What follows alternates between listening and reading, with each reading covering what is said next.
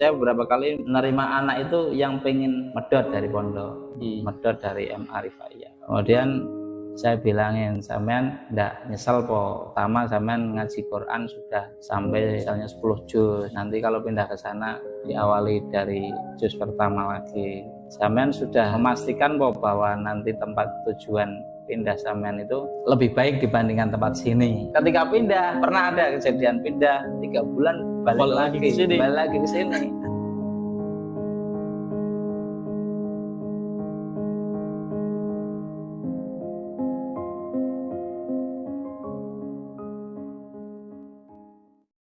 Assalamualaikum warahmatullahi wabarakatuh. Kembali lagi bersama saya host di Markas MA Rifaiyah Kedung Podcast. Jadi di sini saya mendatangkan langsung kepala sekolah dari MA Rifaiyah Kedung ini. Kita bakalan membawakan tema pelajar yang depresi. Sebelumnya kita mau mengucapkan terima kasih banyak kepada kepala sekolah yang mau hadir langsung ke sini, yang tidak ada planning ya, tidak ada rencana mau podcast, tapi kita secara langsung. Iya, kita perkenalan dulu. Nama saya Muhammad Firman Adli. Saya dari siswa MA Rifaiyah Kedung kelas 3. Ya, saya Ahmad Saifullah. Sekarang saya sebagai kepala madrasah. Oke, kita bakal langsung menuju ke bahasan topiknya. Akhir-akhir ini tuh saya lagi ada keluh kesah, ingin mencari telinga untuk mendengarkan keluhan saya. Kan kita bisa tahu depresi itu kan sebuah kalimat yang cukup fatal kalau nggak diselesaikan. Saya bakalan curahkan keluh kesah saya sebagai pelajar ketika lagi menjalankan di usia dewasa ini. Bagaimana cara memandang kehidupan, bagaimana cara bersosialisasi, dan bagaimana cara kita memahami hidup ini sebenarnya mau ngapain. Pertanyaan saya yang bakalan saya lontarkan ke beliau tentang materi yang cukup dalam sih sebenarnya, tapi kita bikin enjoy saja ya. Kita belajar bersama, kita sharing, duduk bersama ya. Tidak ada jarak di antara kita karena kita sama-sama manusia juga sebenarnya saling mengedukasi ya Pak. Ya. Untuk pelajar itu sebenarnya kan menimba ilmu ya di sekolahan. Terus juga kan di sekolahan itu ada beberapa siswa yang berkumpul. Berarti guru-guru itu kan harus menyesuaikan ya. Oh, siswa itu karakternya begini, siswa itu karakternya begitu. Itu bagaimana cara mengimbanginya? Cara mengatur ego biar tidak melepaskan amarahnya ketika siswa lagi memberontak. Oh gitu ya. Iya. Pertanyaannya mungkin itu ditujukan kepada bagaimana kalau kita menjadi guru melihat banyak siswa yang karakternya bermacam-macam. Pertama yang kita dahulukan sebenarnya metode Iqra, membaca karakter tiap siswa, membaca keadaan, membaca peristiwa-peristiwa yang diberikan oleh Allah. Kemudian setelah membaca kita mentafakuri. Mentafakuri itu artinya karakter Firman beda dengan karakter Ammar. Karakter Ammar beda sama karakter Abdillah. Nah, memang tidak semua guru punya kedalaman mendalami karakternya anak ya. Iya betul. Ya, karena memang mungkin latar belakang pengetahuan, pengalaman dan lain sebagainya. Dan memang karakter itu ya ada yang sifatnya warisan biologis ya. Misalnya kalau orang tuanya pemarah, kecenderungan anaknya juga pemarah juga. Nah, tadi pertanyaannya bagaimana guru menempatkan itu tadi. Pertama ya Iqra dulu terhadap siswa, kemudian sesudah Iqra kita ya merenungkan apa yang harus saya perbuat. Ya, saya lebih cenderung pakai metodologinya Mbak Rifaiyah aja. Misalnya qanaah itu kalau bahasa umumnya terima ing pandum, ya kita harus menerima apapun keadaan siswa. Memang di dunia ini kan 100% itu bukan apa berdasarkan keinginan kita. Di dunia ini terjadi ya berdasarkan keinginan Allah. Yang patut disadari awal itu untuk mendasari orang supaya qanaah itu menerima apapun peristiwa, menerima pembagian rezeki, menerima orang-orang sekitar kita atas dasar itu yang patut disadari. Kalau sudah begitu maka konsekuensinya akan menerima apapun yang terjadi, karena kita itu bukan subjek, kita itu objeknya Allah. Ibarat orang Jawa mengatakan bahwa kita itu kan wayang aja, tinggal dalangnya mau menggerakkan kemana, menjadikan lakon apa, atau bahkan menjadi antagonis, protagonis, terserah Allah kayak gitu.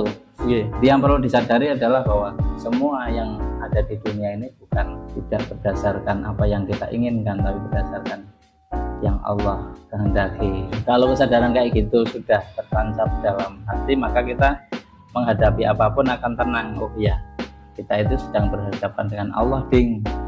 Tidak berhadapan dengan firman, karena firman ini tajalinya Allah.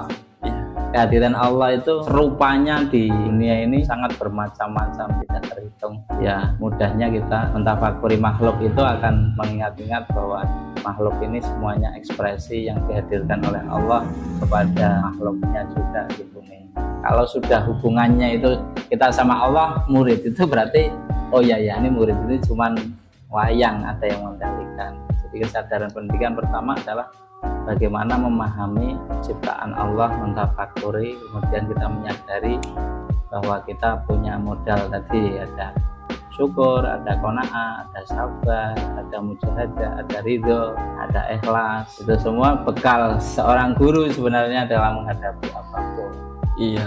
Nah memang kan semua tercermin dalam hati setiap manusia, seperti kata Nabi itu kan sungguhnya dalam jasad setiap manusia itu ada segumpal darah. Ketika baik segumpal darah itu, maka baik keseluruhan perilaku tubuhnya, dan apabila jelek ya jelek keseluruhan tubuhnya. Pertama yang dibersihkan, dibeningkan bagi guru, bagi siswa itu ya hati, karena hati penentu kan.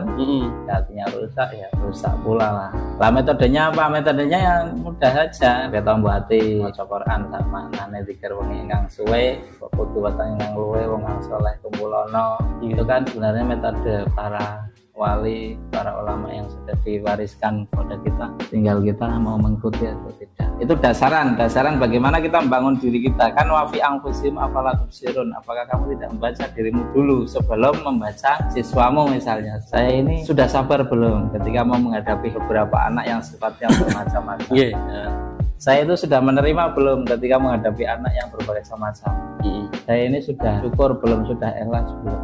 Nah, karena kita cermin, maka kita harus bersihkan dulu cermin supaya nanti kalau ada yang bercermin tidak merasa wah saya ini jelek, padahal cerminnya yang buruk kayak gitu. Iya.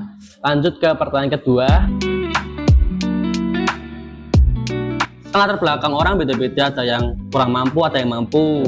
Ini aku serahkan nih anakku kepada kalian guru-guru semuanya ya, dibimbing agar akhlaknya baik gitu kan.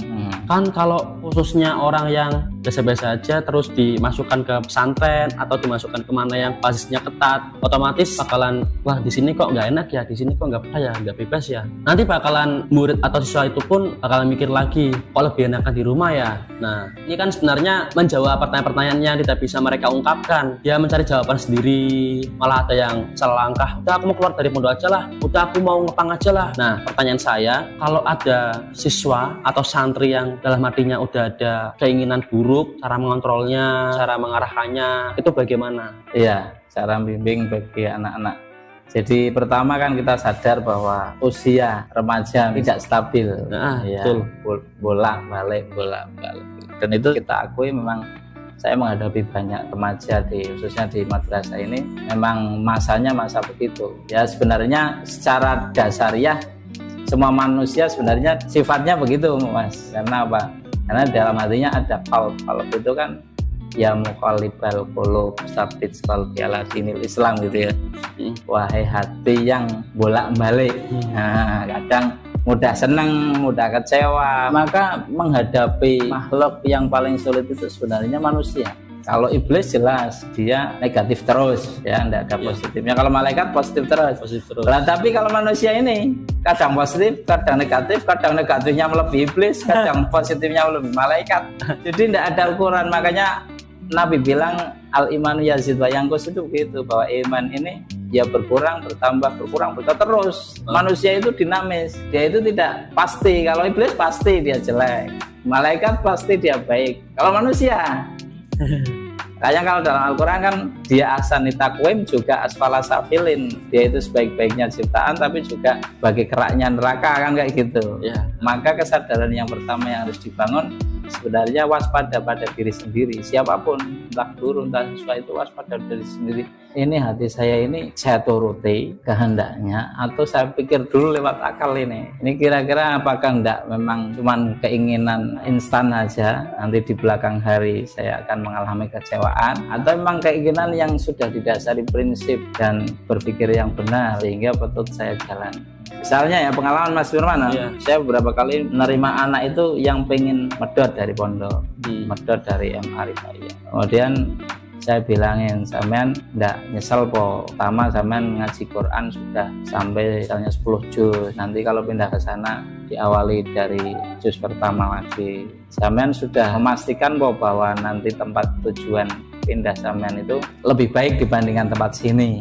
Kan kita dibolak-balikan oleh asumsi ini, oleh persepsi bahwa yang belum kita alami itu lebih baik daripada yang kita alami, kan kayak gitu. Remaja mau pindah kan begitu, bayangan aja. Yang sebenarnya dialami tidak dihargai, tapi bayangan semu itu yang dihargai. Sehingga ketika pindah, pernah ada kejadian pindah 3 bulan balik lagi ke sini. Lah ngopo Mas, nang ngono ternyata jarang ngajine wah kan. Nah, ternyata gini. Iya kan, semua itu lembaga pendidikan itu sebenarnya sama dalam arti punya kelebihan juga punya kekurangan. Di dunia ini tidak ada yang sempurna. Nah, bagaimana kita menyikapi kekurangan, bagaimana kita menyikapi kelebihan di sebuah lembaga. Dimanapun itu, kalau saya memahami adalah proses perjodohan. Jodoh secara misalnya cari ilmu, jodohnya di mana, di sekolah mana, di pondok mana. Tidak harus di pondok itu pasti baik. Saya memahaminya bukan baik buruk, tapi yang jodoh yang mana ini? Yang cocok ya? Yang cocok. Tidak hanya jodoh pernikahan, tidak hanya jodoh rezeki, tapi jodoh berobat, jodoh ilmu itu ada jodohnya. Jodohnya ini sama guru siapa ini? Ya, saya tidak memahami bahwa ilmu itu harus di pondok, harus di sekolah, tidak. Kita memahami berdasarkan misalnya ya, kalau saya terinspirasi sama Ki Hajar Dewantara, dimanapun itu sekolah, cari ilmu itu dimanapun lah. Siapapun itu murid dan guru. Siapapun itu bisa jadi murid, bisa jadi guru. Misalnya dalam hal teknologi informasi, saya belajar sama Firman, berarti Firman kan guru saya. Jadi semua orang itu murid sekaligus guru. Yang terbaik ya kita merasa kurang terus untuk mencari ilmu sebagai murid terus. Walaupun nanti otomatis ketika ilmu kita dibutuhkan oleh orang, berposisi sebagai guru walaupun tidak merasa guru. Itu kan malah lebih baik. Dan dimanapun tempat mencari ilmu, dimanapun, di jalan, di YouTube, dimanapun lah, di sekolahan, di pondok, dimanapun. Jangan terpaku pada hanya pondok, hanya sekolah. Mencari ilmu itu dimanapun, kapan. Oke, lanjut ya, pertanyaan ketiga dari saya. Untuk individu yang mempunyai masalah di keluarga maupun di relasinya, teruntuk orang-orang yang sering mengutuk nasib saya kok paling parah sih, teman-teman saya di sekeliling saya kok nasibnya baik-baik saja, saya paling parah sendiri. Contoh misal kayak, kok aku tidak ada hubungan hangat dengan keluarga, aku tidak punya banyak teman, aku tidak punya prestasi. Intinya orang itu tuh selalu hidupnya paling menderita sendiri. Nah, pertanyaan saya, teruntuk orang-orang yang sering mengutuk nasib itu alangkah baiknya diapain? Ya, mengutuk nasib ya. Jadi sebenarnya semua yang diberikan Allah ini baik, tinggal kita bagaimana sikap kita, cara berpikir kita. Misalnya gini, saya sendiri misalnya katakanlah kemarin kan ditimpa sakit, harus operasi 2 kali operasi. Kemudian tidak hanya itu, misalnya anak istri juga ikut sakit. Itu kan kalau mungkin pada waktu itu kan bisa juga kita menderita, bisa juga kita bersyukur. Bersyukurnya bagaimana? Bersyukurnya kadang ada metode untuk membandingkan. Alhamdulillah saya kok mengalami sakit kayak gini. Pertama saya harus mensyukuri karena saya bisa istirahat ya, bisa istirahat dari aktivitas duniawiyah lah, bisa istirahat, bisa lebih khusyuk untuk beribadah. Dan ternyata memang diakui atau tidak, saya pernah baca penelitian itu, orang di rumah sakit dengan orang di masjid itu justru banyak ingat Allah itu di rumah sakit. Jadi orang susah itu lebih mudah ingat Allah daripada orang senang dalam arti happy fun ya. Itu ada penelitian begitu. Jadi 2 tempat, rumah sakit dan masjid ya. Dan kelihatannya masjid kan mengingat Allah ya, tapi justru yang banyak mengingat Allah itu ternyata di rumah sakit, karena rumah sakit orang mengalami kesusahan. Jadi akhirnya saya bahwa Allah ngasih sakit jasmani itu kadang dalam rangka menumbuhkan rohani kita. Allah ini sedang merencanakan agar ada perbaikan dari dalam, perbaikan rohani, entah kesabaran, entah rasa syukur, entah ridhonya kurang atau apapun. oh saya sedang dididik Allah ini melalui metode sakit, melalui tarekoh cara sakit. Kalau berpikir positif kayak gitu kan akhirnya sesuatu yang dianggap derita itu akan lama-lama terkikis menjadi rasa syukur, ya enggak? Misalnya orang mengalami saya enggak berprestasi, oh dengan justru saya tidak berprestasi dalam arti juara-juara kayak gitu ya, ranking lah juara lomba apa, justru saya tidak punya potensi untuk membanggakan diri, tidak ujub, padahal ujub kan dosa secara maksiat hati kan gitu.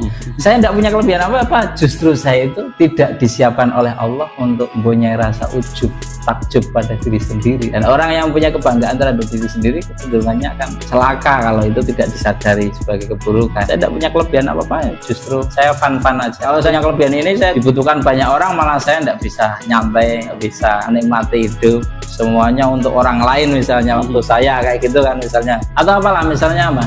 Metodenya itu sebenarnya dalam Al-Quran ada misalnya inna ma'al usri yusra. Saya maknanya begini, sesungguhnya beserta kesulitan banyak kemudahan. Karena di situ teridentifikasi, kalau kesulitan itu teridentifikasi, tapi kalau kemudahan itu perlu kita cari terus menerus dan itu sifatnya lebih banyak. Misalnya katakanlah ya, kaki kita kan jari ada 10, tangan kita ada 10, 20. Kalau temu mulan berapa biasanya? Kan cuma satu jari kan. Kita sadar enggak bahwa ada 19 yang enggak temu mulan? Iya kan, banyak mana? Kesulitan dan kemudahannya banyak mana sebenarnya?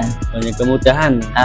Sakit dan tidak sakitnya banyak mana sebenarnya? Banyak tidak sakit ya? Banyak tidak sakitnya, tapi kan orang selalu konsentrasi di sakit sehingga selalu mengutuk hidupnya, selalu tidak mensyukuri hidupnya, padahal masih ada 19 yang tidak temu mulan. Tapi itu tidak disadari. Konsentrasi kita secara manusiawi, naluri manusiawi pada kesulitan, pada sakit, pada kelemahan diri. Padahal kalau dilebarkan konsep, coba ganti fokusnya ke kemudahan, fokusnya ke nikmat-nikmat yang diberikan Allah. Jangan pada kesulitan, jangan fokus pada kesukaran, pada penyakit, pada kesehatan aja fokusnya. Oh ternyata seluruh tubuh ini 99% sehat, cuman ada satu bagian yang sakit. Kesadaran kita selalu di yang sakitnya itu, di yang lemahnya itu, di yang kesukarannya itu. Kita tidak konsentrasi, tidak mencari yang mudah-mudahnya. Jadi yang kamu anggap buruk itu kadang baik bagimu. Misalnya apa? Jamu kan buruk ora, pahit. Tapi kan apik untuk masa depan. Jamu kan pahit, sapa wonge gelem. Tapi bonsone sing enak-enak kan enak, tapi berbuntut pada sakit misalnya. Iya. Ono diabetes, ono macam-macam. Yang kita anggap pahit sebenarnya mengandung kesehatan, yang kita anggap manis sebenarnya mengandung penyakit. Itu perlu disadari dan itu metode Quran. Tapi kecenderungan manusia tadi ya selalu mudah mengidentifikasi kesulitan daripada kemudahan. Oke, saya bakalan tanya satu hal yang merupakan pertanyaan saya pribadi ya. Kita bedah dulu, di kampung kita ini kan punya sistem, jadi setiap usia itu diarahkan. Kayak misalkan kita dari usia 7 sampai 10 tahun itu ikut taratan di sebuah majelis Al-Insaf ya. Di situ dibimbing cara untuk public speaking, cara untuk melatih skill. Masuk ke usia 15-an itu masuk ke pondokan terserah, atau mau ikut majelis di kampung juga boleh. Itu kan berarti ikutnya sistem berjalan ya di kampung kita ini, Pak. Untuk yang keluarganya itu mendidik cara hidupnya itu bukan untuk bersosial, seakan-akan keluarga kita itu udah mempunyai semuanya, ekonomi sudah mampu tercukupi. Oh ya gitu ya. Memang gini, saya nyambung Mas. Jadi kecenderungannya begini, orang yang makin banyak materi maka semakin mudah untuk menyelesaikan masalah. Itu anggapan manusia sekarang begitu. Saya punya uang, punya kuota, punya HP, mau pesan makanan minuman tinggal titik-titik diantar.